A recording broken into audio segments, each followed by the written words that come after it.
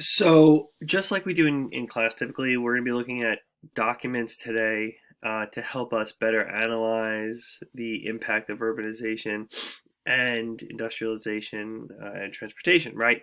So, when we look at this image, a couple of the documents here, we're going to have four documents here, and then we're going to look at a worksheet.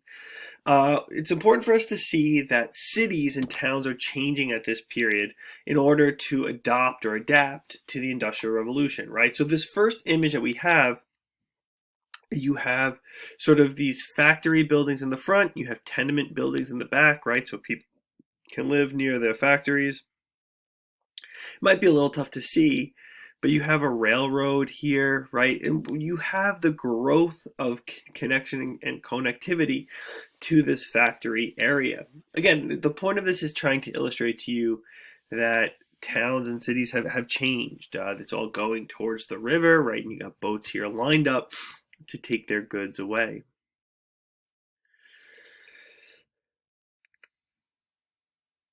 The next document we have here is from Frederick Engels, right? I hope a lot of you remember that Frederick Engels was the partner to Karl Marx, right? He was the co-author of the Communist Manifesto published in 1848, excuse me. In this book, right, so I should say that Frederick Engels lived in England for much of his life, in particular in Manchester, and he writes a lot of books and pamphlets about people's experiences in urban environments, and particularly the situation of the working class. So one of the things in the first piece here, you'll see him talking about sort of being near the river, and the river is the Irk River. And then at the bottom portion, he starts talking about the working man's areas, right? The working man's quarters. He talks about how they're near beer houses, right? Bars, trying to show that they are uh, drinking and debauching. But then you also sort of see that there's sort of these segregated quarters, narrow streets. But then the part that I really want you to focus on here is the lower portion. The second paragraph talks about the condition of the river, right?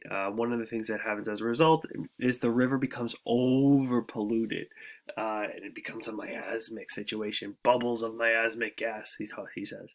So I want you to see that there is a big change in the way that people interact with the environment. The way people live and overcrowding creates massive problems for rivers and things like that. Going down, on the slides, I mentioned a guy named Robert Owen, who was a factory owner in southern Scotland, a place called New Lanark. And when he starts the factory, what he is really famous for having done is, again, providing good working conditions for his employees, but not only just good working conditions. Another thing that he does is he provides basic necessities for the people of his mill. So it's important to see that company towns are not all bad.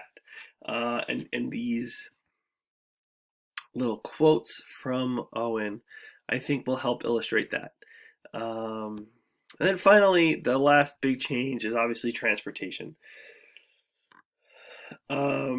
When we talk about transportation in the Industrial Revolution, the big change here is the steam engine, right? Not just the railroad, but also the steamboat.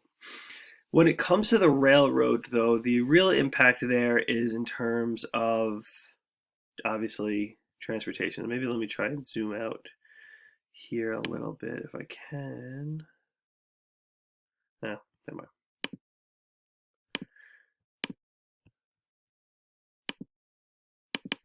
Okay.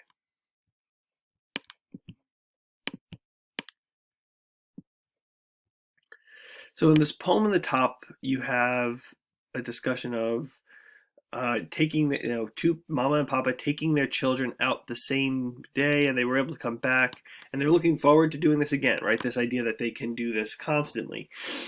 But this is obviously a different type of lifestyle. You're not in a stagecoach going relatively slow. You're not relying on horses, right? You're on a very consistent schedule, right? Train comes at a certain point, train leaves at some point, gets to another place at a certain point. So there's a lot of change going on here. But what is important to see is that people relatively easily and cheaply can travel between places.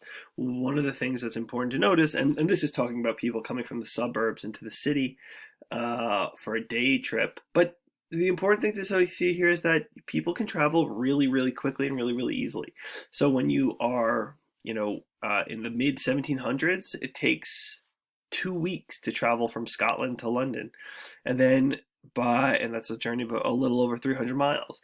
By the early 1800s, better roads and improvements make that a 2-day trip. So it drops 2 weeks to 2 days, and then by the beginning of the railroad age, you're now talking something about like 27 hours or 28 hours.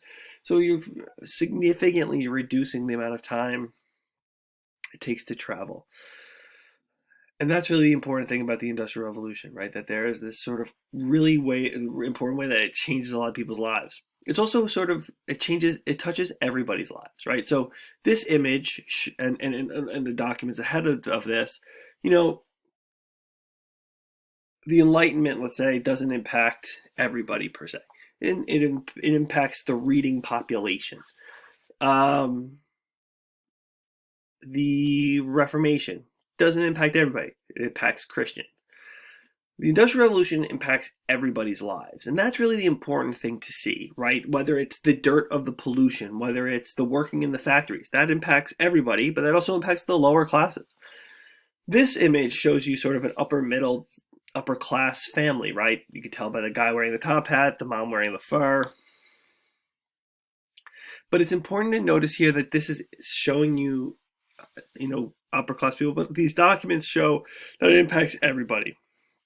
And that's really the important part of the Industrial Revolution. Finally, the last major thing I want to show you here is the worksheet that you'll be working on. These questions are based on the documents. So please answer these in 2 to 3 sentences. And then I'm going to ask you to do write a thesis, right? So write a thesis sort of answering the question, how did the Industrial Revolution change society? Remember, thinking about the documents that you've read. And then finally, an analysis. Tell me in 200 words, at least 200 words, that how, and be specific, the Industrial Revolution changed society. Talk about what Owen says, what transportation is about, the railroad image, the factory lives, the pollution to the environment. All those things need to be included in your response. Good luck.